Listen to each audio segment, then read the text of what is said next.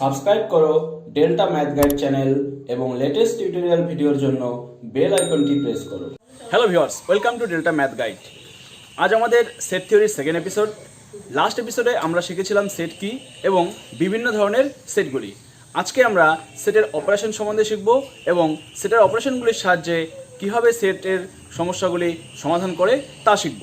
তো আজকের ভিডিওটি খুবই ইন্টারেস্টিং হতে চলেছে, এই জন্য পুরো ভিডিওটি স্কিপ না করে কন্টিনিউ করো।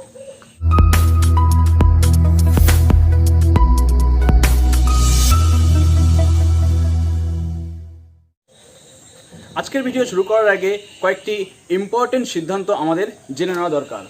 যদিও এই সিদ্ধান্তগুলি আমি আগের দিন বলেছিলাম, তো আমি আবার বলছি, একটু ফলো করো। Null set is a subset of every set. অর্থাৎ তুমি যে কোনো সেট নিয়ে আসো, নাল সেট কিন্তু তার সাবসেট হবেই। তো আমরা জানি নাল সেট বা শূন্য সেটকে আমরা ফাই দিয়ে ডিনোট করি, আর যে কোনো একটি সেট যদি এ হয় তাহলে ফাই কিন্তু অবশ্যই এ সেটের সাবসেট হবে। তো এই ছিল আমাদের 1 নম্বর থিওরেম। 2 নম্বর থিওরেমে বলা হয়েছে every set is a subset of its own. তো আমি বলেছিলাম সাবসেট সমানও হতে পারে, অর্থাৎ এ যদি একটি সেট হয় তাহলে এ সেটটি এ সেটের নিজেরও সাবসেট হবে। অর্থাৎ এ যে কোনো একটি সেট ধরা হলে এ সাবসেট অফ এ। কেন এটা হলো আমি লাস্ট এপিসোডে আলোচনা করেছিলাম যে সাবসেটের ডেফিনেশন হচ্ছে একটি এলিমেন্ট যদি যে কোনো একটি এলিমেন্ট যদি এ সেটের বি সেটের মধ্যে থাকে, অর্থাৎ এ সেটের যে কোনো এলিমেন্ট যদি বি সেটের মধ্যে থাকে তাহলে এ সেটকে বি সেটের সাবসেট বলা হয়। সেই সংজ্ঞা অনুযায়ী এ সেটের এলিমেন্টগুলো এ সেটের এলিমেন্ট, তাই A set subset of A set বলা যাবে। এটা ছিল আমাদের 2 নম্বর। এবার 3 নম্বরে বলা হয়েছে যে এ যদি সাবসেট অফ বি হয় and B subset of C হয় তাহলে এটা ইমপ্লাইজ করবে এ সাবসেট অফ সি। এটা তোমরা অনেকটা এরকম করে মনে রাখতে পারো যে তোমরা জানো যে A less than equal to B and B less than equal to যদি সি হয় তাহলে এই দূরত্ব থেকে আমরা কি বলতে পারি, এর মান বি এর থেকে ছোট, বির মান সি এর থেকে ছোট। আমরা সিম্পলি বলতে পারি তাহলে এর মান সি এর থেকে ছোট বা সমান, এখানে সমান আছে বলে। বা আর যদি আমরা ডায়াগ্রামে আসি তাহলে ডায়াগ্রামটি দেখতে অনেকটা এরকম হবে যে এ একটি সেট, ধরলাম এই গোলটা এ সেট এবং বড় গোলটা বি সেট। তাহলে বোঝা যাচ্ছে বড় গোলটার ভিতরে আছে ছোট গোলটা এ সেট, অর্থাৎ এ সাবসেট অফ বি হবে। এবং বি যদি আরেকটি এরকম বৃত্ত নেই, অর্থাৎ বি যদি আবার সাবসেট অফ সি হয়, তো পরিষ্কার বোঝা যাচ্ছে যে এ তো সি এর মধ্যেও থাকবে। That's why A subset of B, B subset of C implies করছে এ সাবসেট অফ সি। 4 নম্বর, এখানে বলা হয় এ যদি সাবসেট অফ বি হয় and B subset of A হয়, অর্থাৎ উল্টো দিকে। তো কখনো কি এটা হতে পারে যে এ বি এর থেকে বি এর সমান বা ছোট এবং বি এর সমান বা ছোট? এটা ভিউয়ার্স, এটা তখনই সম্ভব হবে যদি এ আর বি ইকুয়াল হয়, কারণ A less than or equal to B. আবার একই সঙ্গে B less than or equal to B. তো যদি এ লেস দ্যান বি হতো তাহলে তো আর বি লেস দ্যান এ করা সম্ভব হতো না। দ্যাটস ওয়াই এটা তখনই সিদ্ধ হয় যদি এ এবং বি সমান হয়। তো ভিউয়ার্স, এই লেস দ্যানের প্রবলেমের মতো একই রকম, এ যদি বি এর সাবসেট হয় এবং বি যদি এর সাবসেট হয়, এ দুটো একসঙ্গে ঘটে, তাহলে কিন্তু আমরা বলতে পারবো এ এবং বি সমান। এটা আমি লাস্ট এপিসোডে ইকুয়াল সেটের ক্ষেত্রে আমি বলে দিয়েছিলাম, ফর্মুলাটা তোমাদের নিচে লিখে দিয়েছিলাম। তো আমরা আরও প্রবলেম সলভ করতে করতে এই বিষয়গুলো নিয়ে আরও ডিসকাস করবো। দেখো এবার 5 number, every set is a subset of universal set. তাই আমি বলেছিলাম ইউনিভার্স অর্থাৎ যেটাকে আমরা সবচেয়ে বড় হিসেবে ধরে নিই, তাহলে সেরকম একটি সেট ইউনিভার্সাল সেট যদি হয়ে থাকে তাহলে যে কোনো সেটই ওই সেটের ভিতরে থাকবে, অর্থাৎ যে কোনো সেট ইউনিভার্সাল সেটের সাবসেট হয়। তো এটা আমাদের 5 নম্বর ছিল। তো ভিউয়ার্স, এই জিনিসগুলো এখন আমরা বুঝে গেছি। এবার আমরা সেটের অপারেশন শিখব। তো ভিউয়ার্স, সেটের অপারেশন বা সেট ভালোভাবে শেখার জন্য আমাদের আরেকটি নাম সবসময় সামনে চলে আসে, তা হচ্ছে ভেন ডায়াগ্রাম। কি এই ভেন ডায়াগ্রাম? তো mathematician John Venn and Euler, এই দুজন ম্যাথমেটিশিয়ান মিলে কিছু ডায়াগ্রামের সূচনা করে। কীরকম? তারা সবসময় যে কোনো সেটকে রিপ্রেজেন্ট করার জন্য একটি বৃত্তাকার ক্ষেত্রের সাহায্য নেয় এবং ইউনিভার্সাল সেট বোঝানোর জন্য একটি আয়তকার ক্ষেত্রের সাহায্য নেয়। তো এই ধরনের আয়তক্ষেত্রের ভিতর বৃত্তাকার যে ক্ষেত্র দিয়ে আমরা বিভিন্ন সেটের অপারেশনকে সহজে বুঝি। তো এই চিত্রগুলোকে এখানে ভেন ডায়াগ্রাম বা ভেন অয়েলার ডায়াগ্রাম আমরা বলে থাকি। তো এই চিত্রগুলির সাহায্যে আমরা দেখব কী করে বিভিন্ন অপারেশন সহজে করা যায়। তো ভিউয়ার্স, শুরু করছি সেটের অপারেশন। তো প্রথমেই আমরা 1 নম্বর অপারেশনটি শিখব, ইউনিয়ন অফ টু সেট, অর্থাৎ দুটি সেটের ইউনিয়ন বলতে আমরা কি বুঝি। এর জন্য আমি ভেন ডায়াগ্রামের সাহায্য নিব। আগে দেখো, ধরো এই আয়তকার ক্ষেত্রটি একটি ইউনিভার্সাল সেট, যার ভিতরে আমি দুটো বৃত্ত নিলাম এবং একটি নাম দিলাম এ আর একটি নাম দিলাম বি, অর্থাৎ একটি এ সেট আর একটি বি সেট। তাহলে এই দুটো সেটের ইউনিয়ন অর্থাৎ এ ইউনিয়ন বি বলতে বোঝাবে এই দুটোর সমন্বয়ে যে মোট ক্ষেত্র আসবে সেই ক্ষেত্রটিকে। তো ভেন ডায়াগ্রামের সাহায্যে যে কোনো জিনিস উপস্থাপন করা হয় চিত্রের ভিতর যে ক্ষেত্রফল আছে সেই ক্ষেত্রফলটা দিয়ে। তো এখানে এ ইউনিয়ন বি বলতে বোঝাচ্ছে এ এবং বি এর মিলিত যে ক্ষেত্রফল। তো এই জন্য এ ইউনিয়ন বি এর যা চিহ্ন তা হচ্ছে union of A and B is denoted by, দেখো এ ইউনিয়ন বি এর চিহ্ন হচ্ছে এ, একটি ইউ এর মতো চিহ্ন হবে, তারপর বি দিবে। অ্যাকচুয়ালি এটা ইউ না, ইউ এর মতো, কারণ সাধারণত ছাপা অক্ষরে যখন আমরা ইউ লিখি সেটা অনেকটাই বোল্ড হয়, তোমরা বইয়ে দেখলেই বুঝতে পারবে। জাস্ট ইউ শেপ একটি সিম্বল হবে, এটিকে আমরা ইউনিয়ন বলে থাকি। এবং অ্যান্ড এ ইউনিয়ন বি, আমি হয় লিখলাম, এবং এ ইউনিয়ন বি বলতে যা বোঝায় তা হলো এরকম, এমন একটি সেট হবে ইউনিয়ন বি যেখানে একটি এলিমেন্ট যদি এক্স হয় তাহলে সেই এলিমেন্টটি এ সেটের হবে অথবা এলিমেন্টটি বি সেট থেকে হবে। অর্থাৎ এ ইউনিয়ন বির মধ্যে যে এলিমেন্টগুলো হয় সেগুলো এরও হতে পারে, বি এরও হতে পারে। তোমরা দেখো এ ইউনিয়ন বি হচ্ছে এই টোটাল ক্ষেত্রটা, এই টোটাল ক্ষেত্রের মধ্যে এই জায়গায় যে এলিমেন্টগুলো সেগুলো কিন্তু এর এলিমেন্ট, অর্থাৎ এই জায়গাটার মধ্যে যে এলিমেন্টগুলো পড়ে সেগুলো কিন্তু এর এলিমেন্ট, আবার এই পাশের এলিমেন্ট যেগুলো থাকে সেগুলো কিন্তু বির এলিমেন্ট। অর্থাৎ এ ইউনিয়ন বি বলতে এরও এলিমেন্ট হতে পারে, বিরও এলিমেন্ট হতে পারে। এবং এর মাঝখানটায় যে এলিমেন্টগুলো আসে সেই এলিমেন্টগুলো কি দু জায়গার এলিমেন্ট। অর্থাৎ এ ইউনিয়ন বি বলতে এমন বোঝায় যে এর এলিমেন্টও হবে, বির এলিমেন্টও হবে, অথবা উভয়ের এলিমেন্ট হবে। এই ক্ষেত্রে এই যে অর আছে, এই অরটাকে বলা হয় ইনক্লুসিভ অর। অর্থাৎ এর মানে হচ্ছে অ্যাকচুয়ালি পুরোটা বলতে গেলে X belongs to A or X belongs to B or X belongs to both. এখন আমি বলি, এখন আমরা একটা নতুন চিহ্ন শিখবো, সেটা হচ্ছে অরের জন্য কি চিহ্ন আছে। তো এর আগে আমরা কিছু চিহ্ন শিখেছিলাম, এখন নতুন করে আমরা জানবো অরেরও একটি চিহ্ন আছে এবং সেই চিহ্নটি হচ্ছে এরকম, অর্থাৎ ভি। অরের পরিবর্তে আমরা যদি এরকম একটা ভি চিহ্ন দিয়ে দেই তাহলে সেটা অর বোঝাবে। তো গণিতের ক্ষেত্রে তোমরা যত বেশি চিহ্ন ব্যবহার করবে ততটাই ভালো। তো এই ডেফিনেশনটাকে আমি এভাবে লিখতে পারি, X such that X belongs to A or X belongs to B.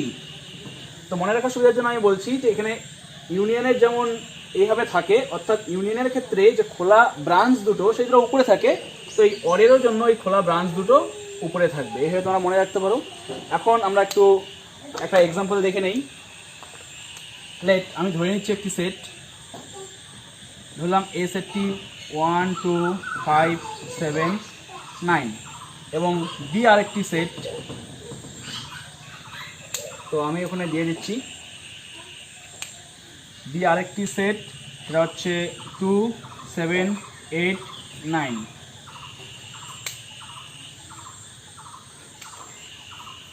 তো ধরো এ সেটটি হচ্ছে 1 2 5 7 9, তো 1 2 নিলাম, 5 7 এখানে, 9 এখানে, অর্থাৎ এ সেটের যে কটা এলিমেন্ট, 5টা এলিমেন্ট, আমি 5টা এলিমেন্ট এখানে দিয়ে দিয়েছি। এবং বি সেটের এলিমেন্টগুলো হচ্ছে 2 7 8 9, 2 7 অলরেডি দেওয়া হয়ে গেছে, 8, আচ্ছা 9 আরেকটি এলিমেন্ট যেটাও কিনা ওই কমন এরিয়ার মধ্যে আছে, অর্থাৎ এখানে আমার আরেকটা এলিমেন্ট হবে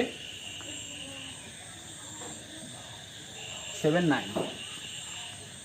তো ভিউয়ার্স, ইউনিয়ন বলতে যেটা বোঝায় সেটা হচ্ছে এই সবগুলো এলিমেন্ট একত্রিত করলে যা হবে, অর্থাৎ এ ইউনিয়ন বি। ক্যালকুলেশন করার সুবিধার জন্য আমি বলবো তোমরা আগে একটি সেটের সমস্ত এলিমেন্ট লিখে নাও। দেখো 1 2 5 7 9 যেমন আমি লিখলাম। এখন এর এলিমেন্ট সব নেওয়া হয়ে গেছে, এখন আমি বির এলিমেন্ট নেব। কারণ সেটের নিয়ম অনুযায়ী কোনো এলিমেন্ট রিপিট হবে না। খেয়াল করে দেখো, ওখানেও কিন্তু আমি রিপিট করিনি, কারণ এটা বলতে পুরো ক্ষেত্রটা বোঝাচ্ছে। এখানেও 2 আছে, এখানেও 2 আছে, এর মানে এটা না যোগ করবো মানে 2কে আমি 2বার লিখবো, বা এই 2 ক্ষেত্রে 7 আছে, 7কে আমি 2বার লিখবো, সেটা কিন্তু করা যাবে না সেটের ডেফিনেশন অনুযায়ী। তো দেখো, এই জন্য এস এর এলিমেন্টগুলো সবগুলো নেওয়া হয়ে গেল। এখন আমি বি এর এলিমেন্টগুলো লেখা শুরু করব। তো 2 এলিমেন্টই অলরেডি নেওয়া হয়ে গেছে, লিখবো না। 7 নেওয়া হয়েছে, লিখবো না। 8 নেওয়া হয়নি, আমি এখানে 8 লিখে দিলাম। 9 নেওয়া হয়েছে, লিখবো না, তো শেষ। তো সেটের এলিমেন্ট এই 1 2 5 7 9 8।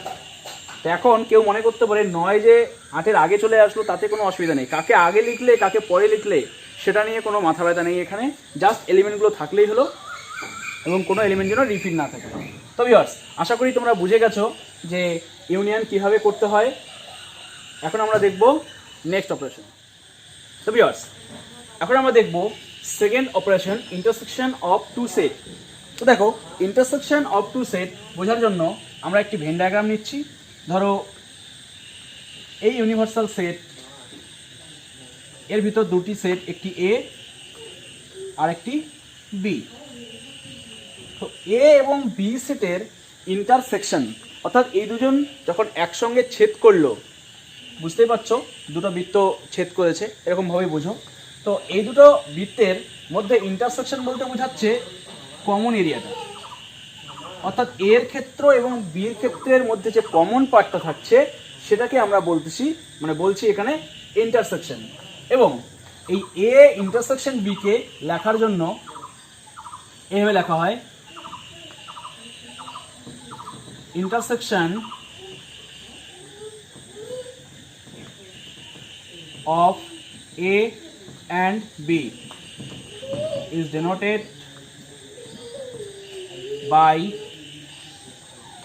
A intersection B। অর্থাৎ ইউনিয়নের যে সিম্বলটা তোমরা শিখলে তার ঠিক উল্টা সিম্বল, এবং এটাকে ডিফাইন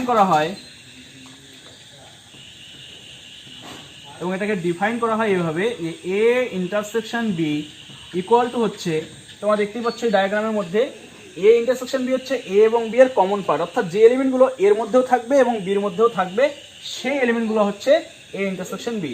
অর্থাৎ একটি এলিমেন্ট যদি এক্স হয় সেটা এমন হবে যে এক্স বিলংস টু এ হবে and X belongs to B হবে, অর্থাৎ এক্স এলিমেন্টটি এরও হবে বিরও হবে।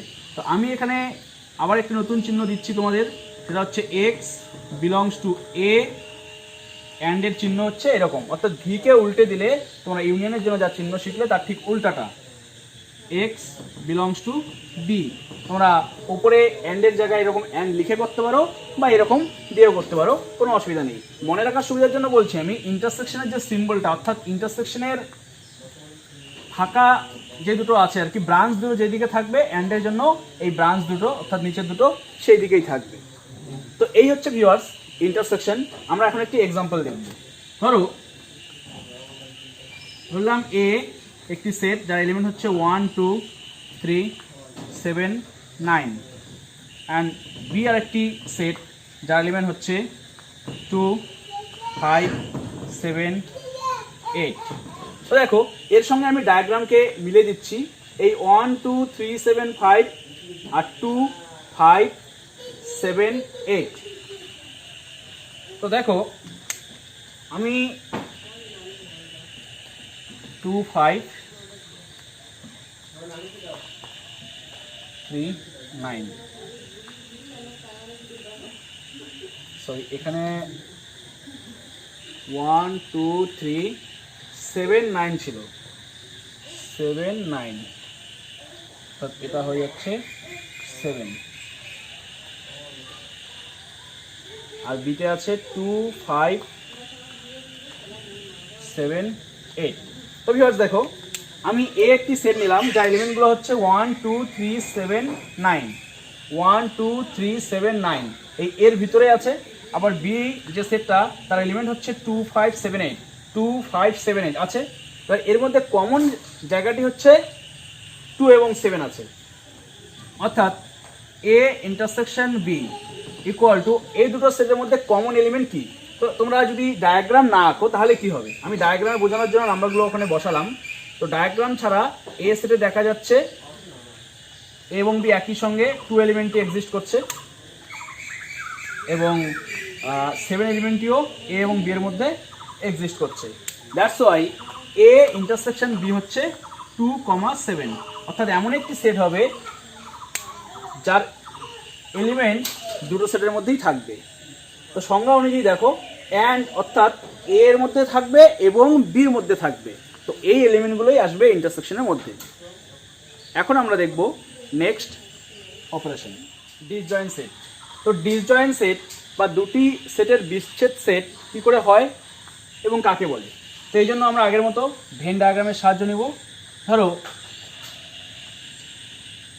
এ একটি সেট, বি একটি সেট। তোমরা দেখতে পাচ্ছ এ এবং বি এই দুটি সেট এমনভাবে অবস্থান করেছে যে এদের মধ্যে কোনো কমন এলিমেন্ট পাওয়া যাবে না। যদি দুটো সেট এইভাবে থাকে যে এ এবং বি এর মধ্যে কোনো কমন এলিমেন্ট না থাকে, অর্থাৎ এ এবং বি এর ইন্টারসেকশন একটি শূন্য সেট হবে বা ফাই হবে, সেক্ষেত্রে আমরা এ এবং বি সেটকে ডিসজয়েন্ট সেট বলবো। অর্থাৎ A and B are said to be disjoint if A intersection B equal to 5। অর্থাৎ এ এবং বি এর মধ্যে যদি কোনো কমন এলিমেন্ট না থাকে, সেই ক্ষেত্রে আমরা এ এবং বিকে পরস্পর বিচ্ছেদ সেট বা ডিসজয়েন্ট সেট বলতে পারবো। এক্সাম্পল ধরলাম এ একটি সেট যার এলিমেন্টগুলো হচ্ছে 1, 2, 3 এবং বি আরেকটি সেট যার এলিমেন্ট হচ্ছে 4, 5। তোমরা দেখতেই পাচ্ছ এখানে এ এবং বি এর মধ্যে কোনো কমন এলিমেন্ট নেই, therefore এ ইন্টারসেকশন বি, এখানে যেহেতু কোনো কমন এলিমেন্ট নেই আমরা বলবো 5, therefore A and B are disjoint set. আশা করি বুঝতে পেরেছো ডিসজয়েন্ট সেট কখন হয়। এখন আমরা দেখব এর next operation, operation number 4, difference of two set. তো viewers, difference of two set মানে তোমরা বুঝতেই পারছো একটি সেট থেকে আরেকটি সেটের বিয়োগ। তো এ থেকে বি সেট বিয়োগ করলে কি হবে, ধরলাম এটা এ, এটা বি। এ মাইনাস বি বলতে বোঝাবে এর যে অংশটা বি নিয়েছে সেটা বাদ যাবে। এ মাইনাস বি বলতে কিন্তু মানে বি এর মধ্যে কতগুলো এলিমেন্ট আছে অতগুলো এর থেকে বাদ দেবো এমন ব্যাপার না।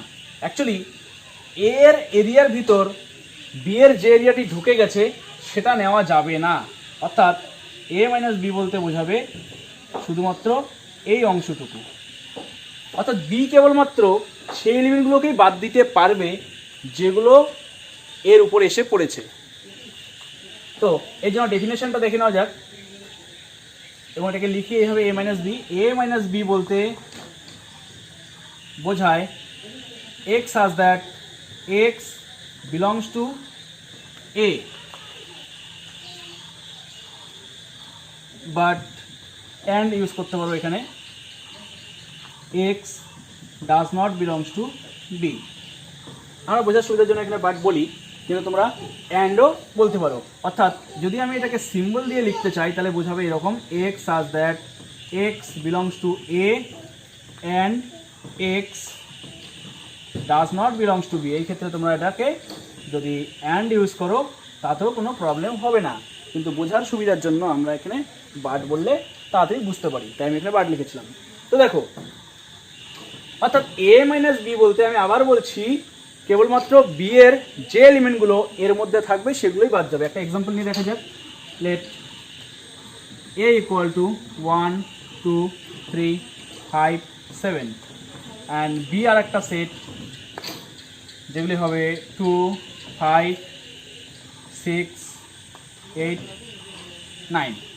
তো ভিউয়ার্স, এ মাইনাস বি বলতে বোঝাবে এমন এলিমেন্ট যে এলিমেন্টগুলো এর হবে বি এর হবে না। অর্থাৎ এ মাইনাস বি ক্যালকুলেশন করার ক্ষেত্রে তোমাদের আমি এভাবে বলবো, তোমরা এভাবে লিখবে। ধরো এর এলিমেন্ট 1 লিখতে যাওয়ার আগে চেক করো 1 বিতে আছে কিনা।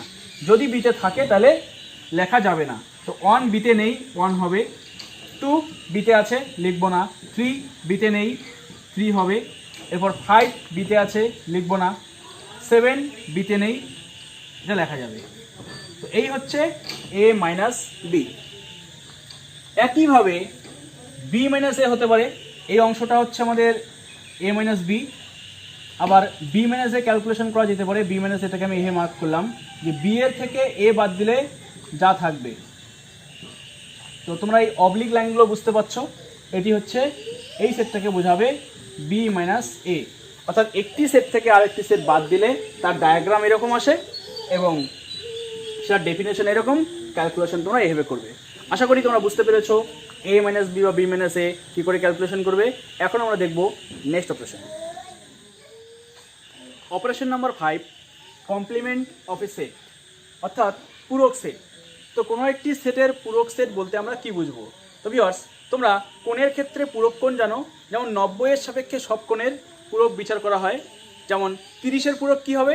90 মেলানোর জন্য, অর্থাৎ 30কে বাদ দিয়ে দিলে 90-এর থেকে যা পড়ে থাকে, অর্থাৎ 60 পড়ে থাকলে 60কে বলা হয় 30-এর পূরক। এরকম করে 1 ডিগ্রির জন্য পূরক কোণ হয়ে যাচ্ছে 89 ডিগ্রি, বা উল্টো দিকে যদি বলি আমি 89 ডিগ্রির পূরক হচ্ছে 1 ডিগ্রি। ঠিক একই রকম কোনো একটি সেটের পূরক সেট বলতে বোঝাবে ওই সেটটি বাদ দিয়ে বাকি যতটা সেট পড়ে থাকবে। তো ভিউয়ার্স, এই ক্ষেত্রেই আমার ইউনিভার্সাল সেটের অত্যন্ত দরকার পড়ে থাকে। অন্য ক্ষেত্রে ইউনিভার্সাল সেটের দরকার তোমরা দেখেছো, যখন ইউনিয়ন বা ইন্টারসেকশন করলাম, ইউনিভার্সাল সেট যদি এখানে না থাকতো হয়তো কোনো অসুবিধা হতো না, কিন্তু কমপ্লিমেন্ট বোঝানোর জন্য কিন্তু মাস্ট দরকার পড়ে। কারণ এ সেট ছাড়া, এ সেটকে বাদ দিলে বাকি সমস্ত যে পড়ে থাকবে সেই সেটটিকে তোমরা এখানে বোঝাবে কি করে। তাহলে আমাকে এই পুরো বোর্ড কভার করে দিতে হবে এবং বোর্ডের বাইরেও যত জায়গা আছে সেই স্পেসগুলো এখানে নিয়ে নেবে। তাই কমপ্লিমেন্ট সেট বোঝানোর জন্য কিন্তু এই ইউনিভার্সাল সেটটা খুবই হেল্পফুল। তো দেখো, এ সেটের কমপ্লিমেন্ট বলতে বোঝাবে এ বাদ দিয়ে বাকি অংশটা, অর্থাৎ এই সার্কেল, এই রেক্ট্যাঙ্গেলটাকে যদি আমরা ইউনিভার্সাল ধরে নিই, অর্থাৎ এর বাইরে কিছু নেই, পুরো সেট এর মধ্যেই আছে, তাহলে একে বাদ দিয়ে যে সেটটা হবে সেটা হয়ে যাচ্ছে এরকম। এই শেডের যে রেখান্বিত অঞ্চলটা হবে বা ক্ষেত্রটা হবে, সেই পুরো ক্ষেত্রটাকে বোঝাচ্ছে এখানে এ কমপ্লিমেন্ট, অর্থাৎ এ সেটের পূরক সেট। এবং এ সেটের পূরককে লেখা হয় এভাবে, এর উপর সি দিয়ে, অর্থাৎ সি ফর কমপ্লিমেন্ট। তো আমি দেখাচ্ছি, কমপ্লিমেন্ট অফ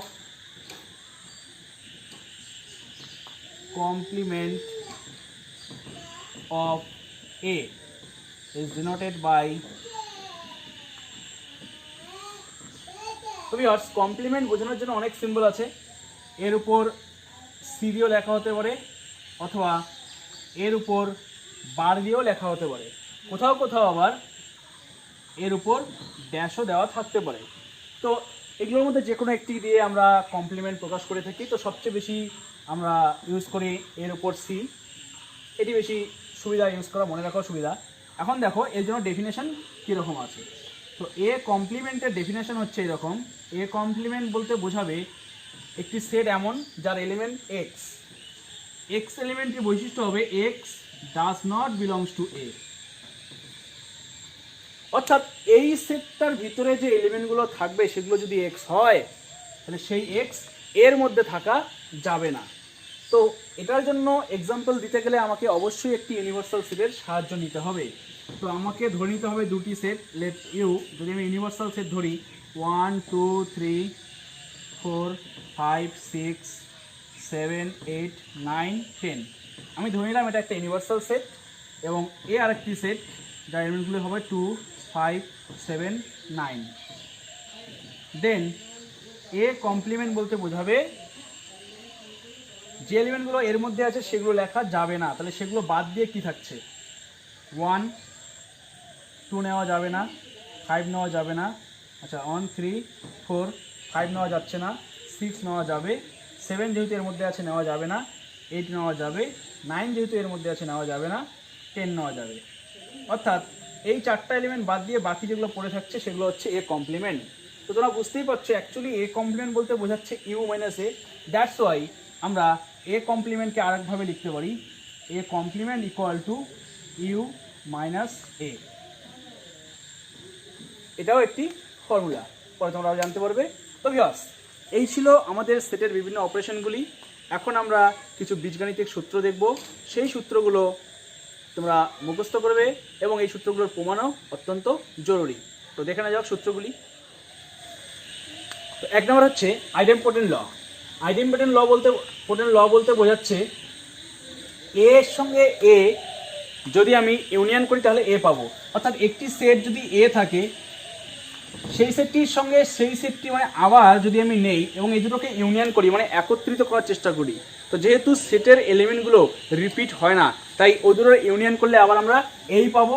আবার একইভাবে এ সেটের সঙ্গে এ সেট, অর্থাৎ দুটি একই সেট, তার মধ্যে যদি কমন এলিমেন্ট খুঁজি তাহলে কী হবে, এ সেটের যতগুলো এলিমেন্ট সবই তো কমন, তাই এ সেটের সঙ্গে এ সেটের ইন্টারসেকশন করলে আমরা আবার এ পাই।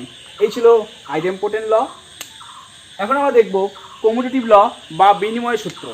তো ভিউয়ার্স, আমরা যোগ বিয়োগ করার সময় 2 + 3 ইকুয়াল টু আবার 3 + 2 লেখা যায়। অ্যাকচুয়ালি এই যে নিয়ম, এটা অ্যাকচুয়ালি একটি নিয়ম।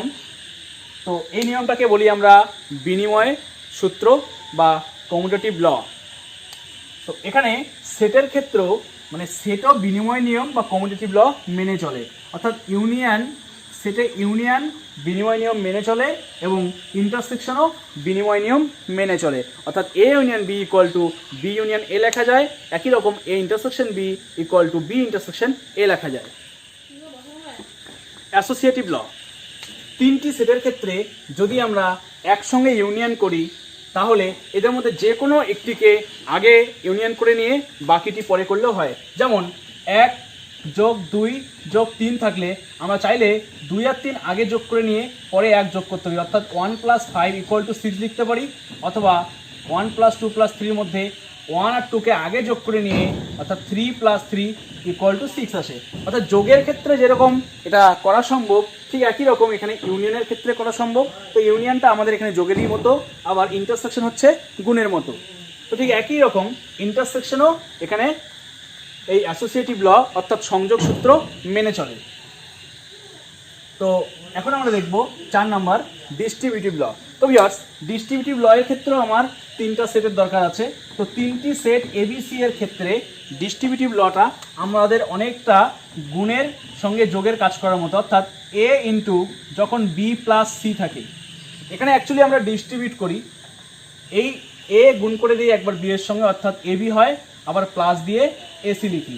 এই সূত্রটাকে আমরা বলি ডিস্ট্রিবিউটিভ ল অর্থাৎ বন্টন সূত্র। তো এখানে দেখো, আমি বলেছিলাম ইন্টারসেকশনটা গুণের মতো কাজ করে, তাহলে এইরকম A intersection B union C থাকলে এ যেহেতু এই কমন অংশ, তাহলে এ ইন্টারসেকশন বি হচ্ছে, তারপরে আবার ইউনিয়ন বসছে, আবার এ ইন্টারসেকশন সি হচ্ছে। ঠিক আছে? তো সেটের ক্ষেত্রে ইন্টারসেকশন এবং ইউনিয়নের বন্টন সূত্র এরকম। এখন ভিউয়ার্স, এটা যদি দেখো তাহলে কিন্তু একটু অন্যরকম, কারণ ইউনিয়নকে তোমরা যদি যোগ হিসেবে মানো তাহলে বাস্তবে কিন্তু যোগের ক্ষেত্রে এটা খাটে না। অর্থাৎ বি ইন্টু সি, যদি এ + বি ইন্টু সি থাকে তাহলে কখনো কি তোমরা এটা লিখতে পারবে যে এ + বি তারপরে মাঝখানের চিহ্ন ডট আবার এ + সি? এই গুণটা কিন্তু তোমাদের সম্ভব না, বা এইরকম করে লেখা তোমরা জানো লেখা যায় না বীজগণিতের, সাধারণ বীজগণিতের ক্ষেত্রে, কিন্তু সেটের ক্ষেত্রে এটাও সত্য। তো সেটে মনে রাখার জন্য খুব সিম্পল ব্যাপার, তোমরা কমনটা দেখো, যখন 3টা একই মানে দুটো অপারেশন বাইরে ব্র্যাকেটের বাইরে এবং ভিতরে সেম থাকে তখন কিন্তু হয়ে যাচ্ছে অ্যাসোসিয়েটিভ ল। এবং যখন ব্র্যাকেটের ভিতরে একটা অপারেশন, অর্থাৎ এখানে ইন্টারসেকশন বাইরে ইউনিয়ন বা ভিতরে ইউনিয়ন বাইরে ইন্টারসেকশন, সেই ক্ষেত্রে কিন্তু তোমাদের হয়ে যাচ্ছে ডিস্ট্রিবিউটিভ ল, এবং সেটা অপারেট হবে এইভাবে। কমন অংশটা দেখো, এ ইউনিয়ন একবার বি লিখবো, তারপরে এই চিহ্নটা, আবার এ ইউনিয়ন সি লিখবো। যেমন করে তোমরা সাধারণ বীজগণিতের হিসেবটা করো ঠিক একই রকম। এরকমও ক্যালকুলেশন সম্ভব, সেটা যেমন সেটের ক্ষেত্রে হয়েছে, আরও একরকম বীজগণিত আছে সেখানে কিন্তু সম্ভব। তো তোমরা সেগুলো হায়ার ম্যাথমেটিক্সে গিয়ে জানতে পারবে।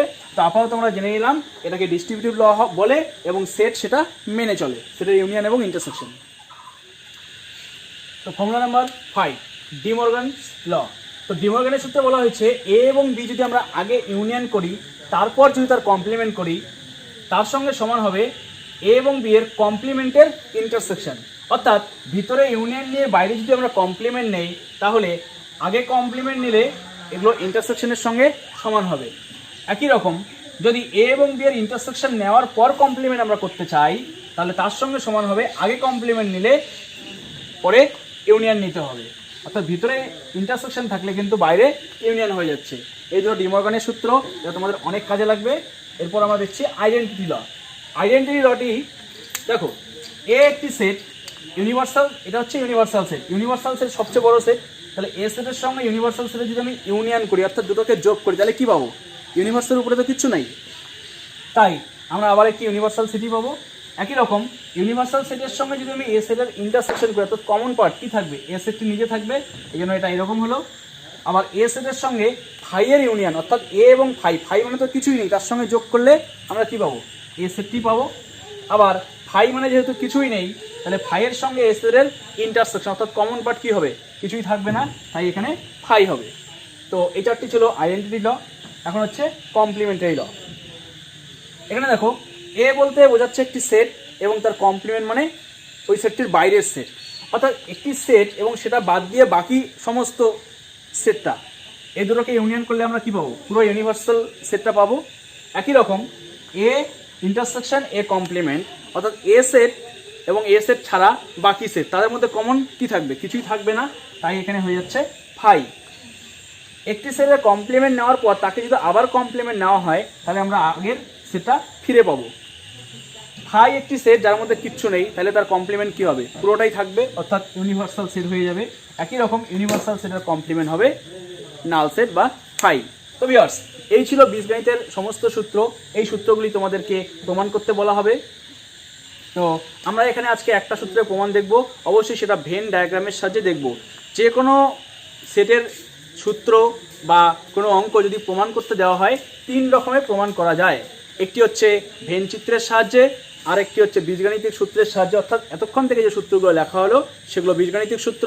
তো যেহেতু এগুলো বীজগাণিতিক সূত্রই, তো সেটাকে তো তুমি আর বীজগাণিতিক সূত্র দিয়ে দেখাবে কি করে? তাই এখানে আমরা ভেন ডায়াগ্রামের সাহায্য নিয়ে সূত্রগুলো প্রমাণ করব। আরও একটি প্রমাণ আছে, সেটা হচ্ছে একদম থিওরিটিক্যাল প্রমাণ, অর্থাৎ যা তোমার সংজ্ঞা দেওয়া হয়েছে, অর্থাৎ ডেফিনেশন অনুযায়ী যে জিনিসগুলো আমরা পাই, অর্থাৎ x such that belongs to দিয়ে সেইভাবে প্রমাণ করা যায়। তো আমরা সবভাবেই প্রমাণ করা শিখব। আপাতত আমরা এখন একটি সূত্র নিয়ে সেই সূত্রটাকে ভেন ডায়াগ্রামের সাহায্যে কীভাবে করতে হয় সেটা দেখব। তো এই জন্য আমরা ডিস্ট্রিবিউটিভ লয়ের একটি সূত্র দেখে নিচ্ছি।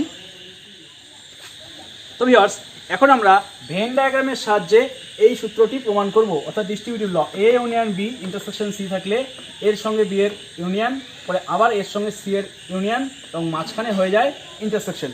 দেখো, এই ধরনের প্রমাণ তোমরা কী করে করবে আমি খুব সুন্দরভাবে বলে দিচ্ছি। খাতাও পরিষ্কার থাকবে, কোনো রকম ভুল হবে না এবং খুবই ইজি হয়ে যাবে। তো এইভাবে প্রমাণ করার জন্য আমাকে কী করতে হবে?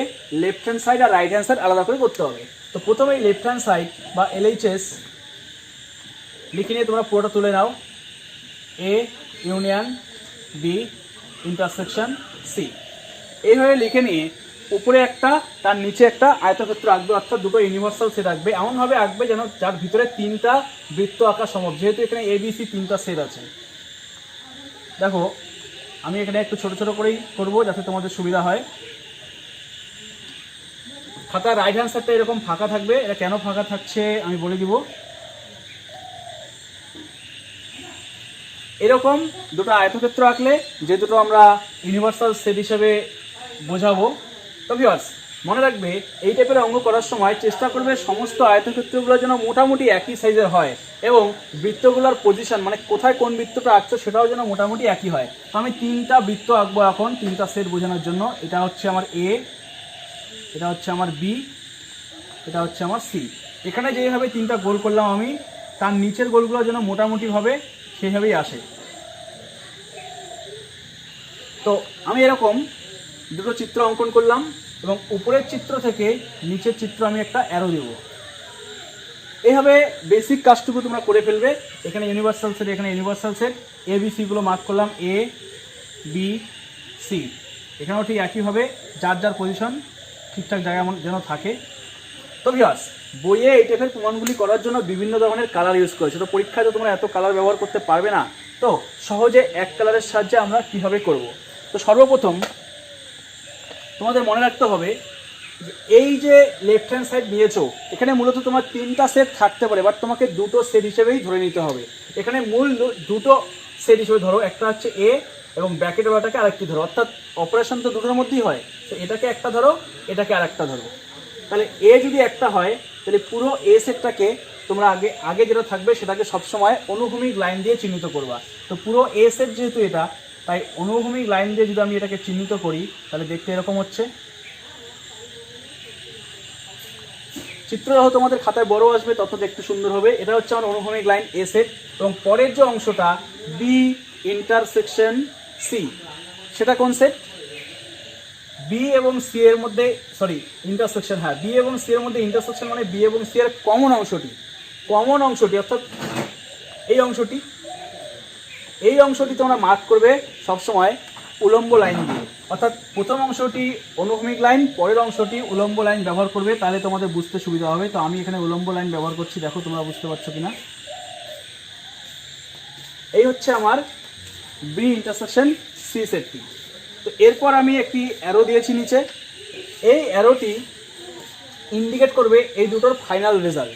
এখন এখানে দুটো সেট হিসেবে নিয়েছিল, একটা ছিল এ আর একটা ছিল এই বি ইন্টারসেকশন সি। এর মাঝখানের চিহ্নটি কি আছে? ইউ, অর্থাৎ ইউনিয়ন। তো ইউনিয়ন বলতে বোঝাবে এই দুটো রেজাল্টের মোট যা টোটাল যোগফল, অর্থাৎ সমস্ত মিলে যা হবে, অর্থাৎ মিক্সড করে যা পাবো আমরা একত্র করে। তো এখানে তোমার এমন একটা এরিয়া আসবে যেটা হচ্ছে অনুভূমিক লাইনগুলো হবে এবং উলম্ব লাইনগুলো হবে। তো অনুভূমিক এবং উলম্ব লাইন সব কিছু মিলিয়ে আমরা যে এরিয়াটা পাবো সেটা হচ্ছে এরিয়া, দেখো খেয়াল করে এই এরিয়াটা পাচ্ছি। তো যেটা আমার ফাইনাল রেজাল্ট হবে, তোমরা সবসময় সেটাকে তির্যক লাইন ব্যবহার করবে। ফাইনাল রেজাল্টে সবসময় তির্যক লাইন ব্যবহার করো, এবং অবশ্যই এইভাবে প্রমাণ করতে গেলে তোমাকে কিছু নোট লেখা দরকার। সেটা কি, আমি দেখো পাশে লিখে দিচ্ছি। তো প্রথম ডায়াগ্রামের পাশে তোমরা পাশে যে জায়গাটা থাকবে তোমাদের খাতার, সেখানে লিখবে অনুভূমিক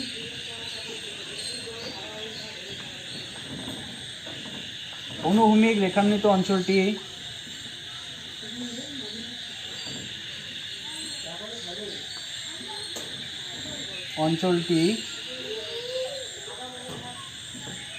এ সেটকে এবং উলম্ব রেখান্বিত অঞ্চলটি, উলম্বটা ছিল বি ইন্টারসেকশন সি সেটকে নির্দেশ করে লিখতে পারো, বা নির্দেশ করে লিখো, এখানে সেন্টেন্সটা মেলে নির্দেশ করে। এবার এই রেজাল্টে সমস্তটা কি তির্যক, এবং এই তির্যক রেখাটা কোনটা বোঝাচ্ছে? পুরো রেজাল্টটাকে বোঝাচ্ছে। তো এখানে তোমরা নিচেও লিখতে পারো এই সেটটি এ ইউনিয়ন, এখানে বোঝাচ্ছে বি ইন্টারসেকশন সি, এভাবে নিচে লিখে দিতে পারো। এবং এখানে লিখবে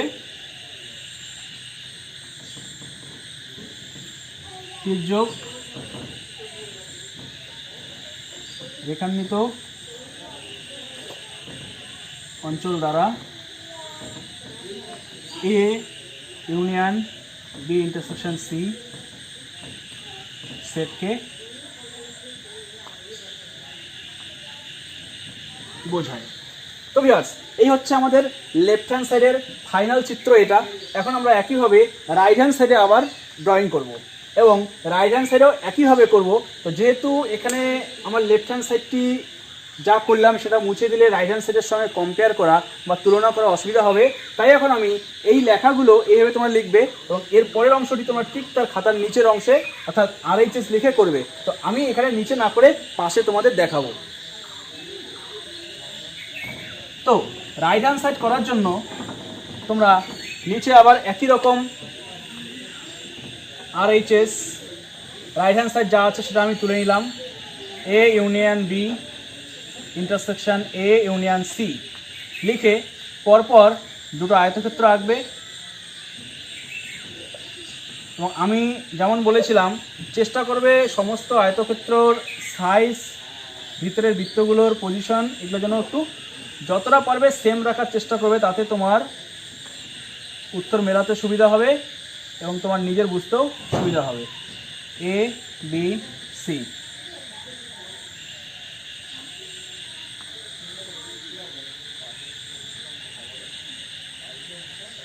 তো ভিউয়ার্স দেখো, এখানেও রাইট হ্যান্ড সাইডে ফার্স্ট কাজ হবে আমার এখানে দুটো সেট দেখে নেওয়া। এখানে এই একটি সেট, এই একটি সেট, তার মাঝখানে আরেকটি অন্য সিম্বল আছে। তো এই সেটটি হচ্ছে এ ইউনিয়ন বি, অর্থাৎ এ ইউনিয়ন বিকে আমি অনুভূমিক লাইন টানবো, এ ইউনিয়ন বি। দেখো এই অনুভূমিক লাইনগুলির সাহায্যে আমার বোঝাচ্ছে এ ইউনিয়ন বি সেটটি কোন অংশটিকে বোঝাচ্ছে। আবার এ ইন্টারসেকশন সি, এ এবং সরি এ ইউনিয়ন সি, এ এবং সি এর মধ্যে ইউনিয়ন হচ্ছে উলম্ব লাইন দিয়ে দিব। এ এবং সি এর মধ্যে ইউনিয়ন, একটু সাবধানে দিবে, দেখো এ এবং সি দুটোই আসবে।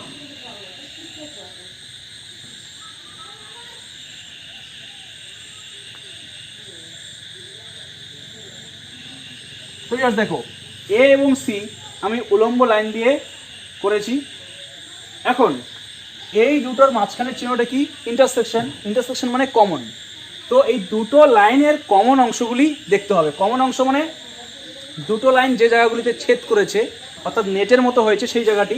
তোমরা ভালো করে দেখো, ছেদ করেছে এই জায়গাটি, এখান থেকে নিয়ে এই জায়গাটি, সবগুলো জায়গায় ডাবল লাইন, অর্থাৎ অনুভূমিক এবং উলম্ব লাইন দুটোই আছে। এই দুটো জায়গায় কিন্তু এখানে উলম্ব আছে, অনুভূমিক নেই, এখানে অনুভূমিক আছে, উলম্ব নেই।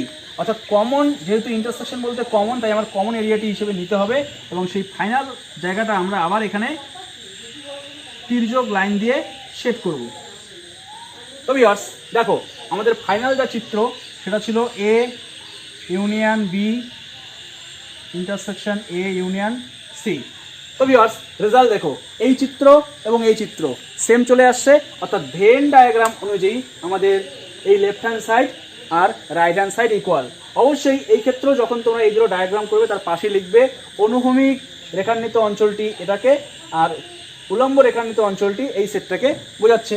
আবার এখানে পাশে লিখবে যে তির্যক রেখাগুলি দ্বারা এই সেটটি বোঝাচ্ছে। তারপর ফাইনাল তোমরা লিখবে, অর্থাৎ left hand side equal to right hand side and this equal to this.